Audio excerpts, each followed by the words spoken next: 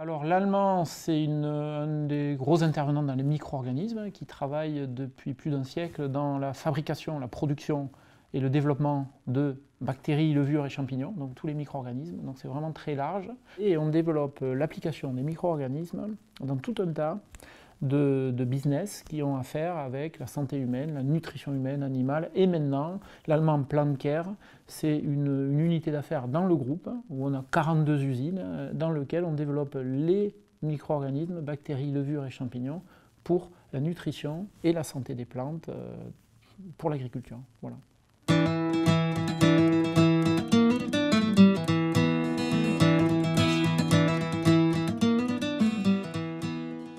Les pratiques agricoles ont fait qu'on a sélectionné, pour produire, on sélectionne des facteurs, voilà, des variétés, on sélectionne du végétal et on fait des monocultures, donc on sélectionne pour produire. Mais on a sélectionné le végétal, mais on n'a pas sélectionné ce qu'il y a autour, l'écosystème évidemment, on l'a orienté, donc ça s'est sélectionné tout seul, j'allais dire, parce que les pratiques agricoles ont fait qu'il y a telle ou telle population de taxa, de bactéries, champignons, etc., qui se sont adaptés à ce nouvel environnement. Et donc ces pratiques, c'est la fertilisation, parce que si tu amènes par exemple beaucoup de phosphore disponible ou d'azote directement disponible, évidemment, tu réduis la population nécessaire à rendre cet azote disponible, puisque tu court-circuites un peu la nature.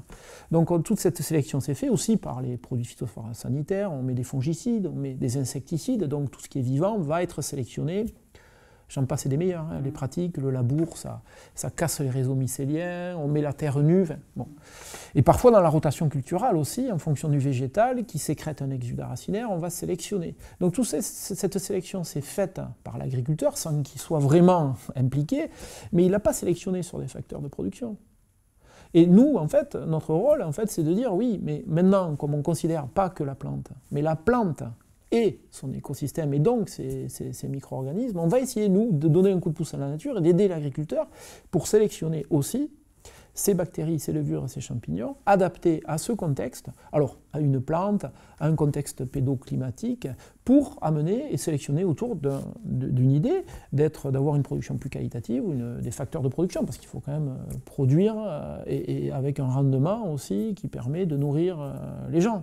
Donc en fait, nous, notre rôle là-dedans, c'est de dire, ok, ça se fait naturellement, il y a un microbiome qui va s'adapter, mais on va sélectionner, par exemple, l'ennemi naturel de cette maladie, et parce qu'on sait que dans ce contexte-là, la plante résiste mieux, parce qu'elle a un microbiome, tout un tas de bactéries qui permettent à la plante de mieux lutter contre les pathogènes. Ou, je donne un autre exemple, on utilise des rhizobiomes qui fixent l'azote atmosphérique. Bon, mais il y en a dans le sol naturellement, mais nous on va sélectionner le rhizobiome, la bactérie pour les légumineuses, pour un type de légumineuse, qui va permettre de fixer plus d'azote quand il fait froid dans ce contexte-là, ou d'avoir une durée de vie plus longue de manière à fixer plus d'azote. Donc tout un tas de critères de sélection qui sont basés sur améliorer la production et la qualité de la production des agriculteurs.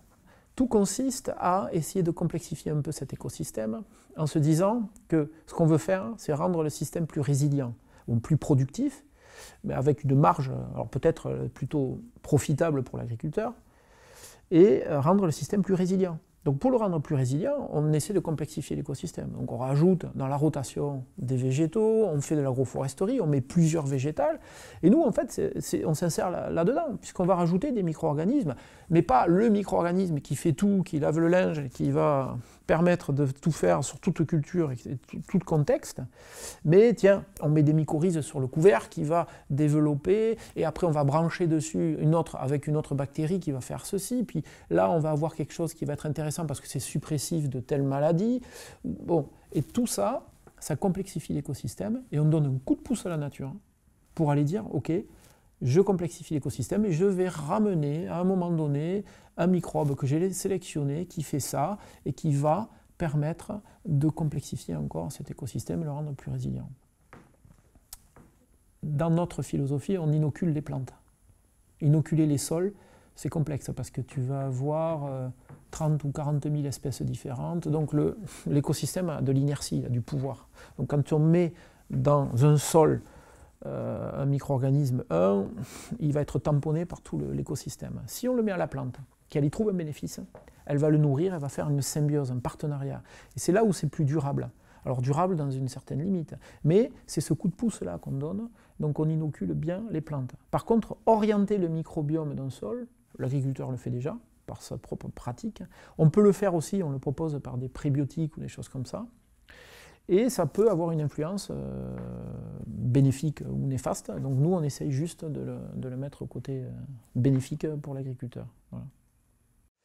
Produire un micro-organisme, c'est pas si simple que ça. En fait, tu peux produire des micro-organismes et puis on peut aller dans la terre, en prendre, sélectionner, bon, lequel, tout est dans la sélection, le criblage, sur quel facteur. Donc il faut avoir des modèles pour sélectionner les micro-organismes. Mais pour les produire, premier point, on veut produire un micro-organisme pour un facteur qu'on a sélectionné, ou deux, ou trois, particuliers. Et pour qu'on soit sûr que quand l'agriculteur l'applique sur le terrain et que ce soit efficace au point où on peut l'avoir démontré, il faut qu'on soit sûr que ce soit bien ce micro-organisme qu'on ait sélectionné et qu'il soit jusqu'à l'agriculteur vivant, et quand il réinocule dans un milieu, que ce soit le bon, sans qu'il y ait de contaminants, sans que ce soit dangereux, parce qu'il faut vérifier que ce soit dangereux, ce soit pas dangereux, pardon, et il faut qu'il soit stable. Donc là, il faut des formes. Alors ça, je peux rentrer dans les détails, mais c'est des formes de conservation, il faut du packaging, il faut qu'on ait une quantité suffisante, et puis après, il n'y ait pas de contaminants. Mais c'est surtout un point, moi que j'ai découvert aussi, c'est du vivant. Donc ça veut dire que quand on élève un enfant, ou un être humain ou un animal, selon l'éducation qu'on va lui donner, il va y avoir l'épigénétique, en fait, l'expression des gènes, qui fait qu'il va évoluer différemment. Donc dans le facteur de production, si on a une efficacité, à un moment donné, c'est la notion de souche des micro-organismes dont je disais au départ, dont je parlais au départ, qui va être l'empreinte génétique, mais aussi l'expression de ces gènes tout au long de sa vie, qui fait que selon le process de fabrication, et ça nous on l'a vu, sur les bactéries, la même souche, selon le système de fabrication, de production, d'élevage, avec un stress, sans stress, avec des nutriments, etc., elle va avoir un comportement dans l'environnement différent. Ce qui veut dire que pour être sûr que ça fonctionne, il faut être sur la bonne souche, ou le bon cocktail, et le bon système de production standardisé, avec la bonne quantité et la stabilité donnée pour une réapplication dans un milieu. Ça c'est important, le process de fabrication va déterminer le comportement de la bactérie ou du champignon dans l'environnement quand on va le réinoculer. Ça, je pense que c'est une notion, la production, qu'on sous-estime fortement. C'est du vivant, ce n'est pas une molécule chimique.